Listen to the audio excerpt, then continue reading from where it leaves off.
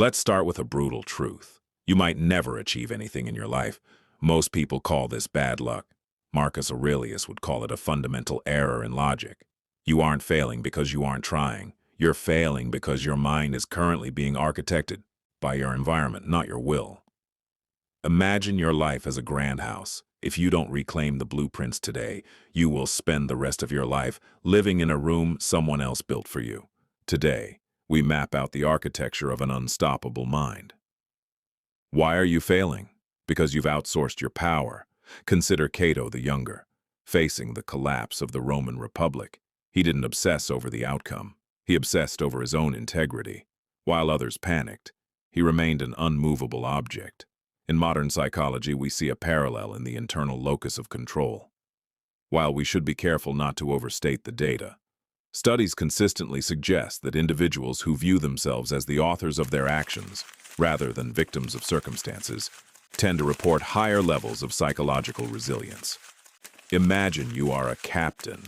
If you blame the wind, you never learn to sail. Tomorrow, for 10 minutes, stop checking the weather of social media. Look at your own compass. If you aren't the architect of your own life, you are merely a tenant in someone else's prison. Obsessing over the outcome is a silent killer. Think of the legendary Stoic archer. He does not control the wind, the target, or the distance. He controls only the steady breath, the grip, and the release. I once knew a surgeon who suffered from constant anxiety. He was so terrified of a patient's outcome that his hands would shake.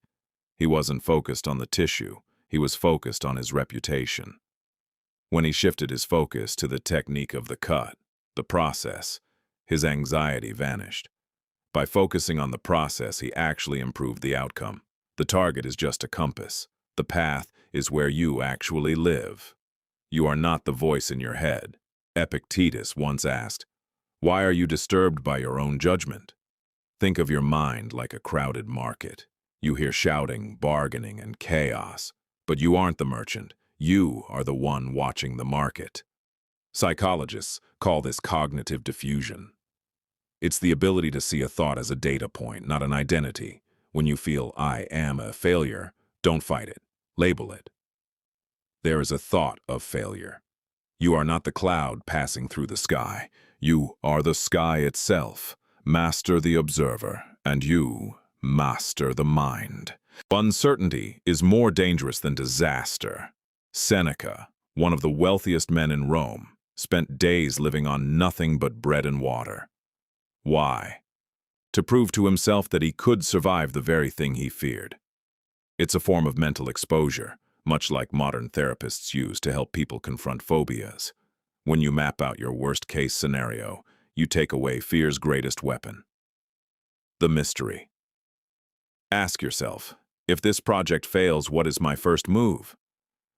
Define it. Own it. Fear is just a shadow. Turn on the light and watch it disappear. Finally, failure isn't an end, it's raw material.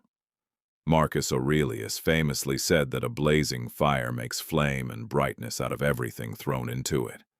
I've seen entrepreneurs hit absolute rock bottom, only to realize that their bankruptcy was the most valuable lesson they ever received. A Stoic doesn't label events as bad. They label them as data. They don't just endure the fire, they use it. The obstacle in the path becomes the path. It isn't there to stop you, it is there to forge you. Now the choice is yours. You can close this video and keep living with the maybe tomorrow lie, or you can take the keys to your castle today. Your life is not a fixed structure, it is an ongoing construction. Here is your challenge. Tomorrow morning, before you touch your phone, write down your biggest fear on a piece of paper. Next to it, write your first move if that fear becomes reality. Define your blueprint. You have power over your mind, not outside events. Realize this, and you will find your strength. Close the screen. Take a deep breath. Start now.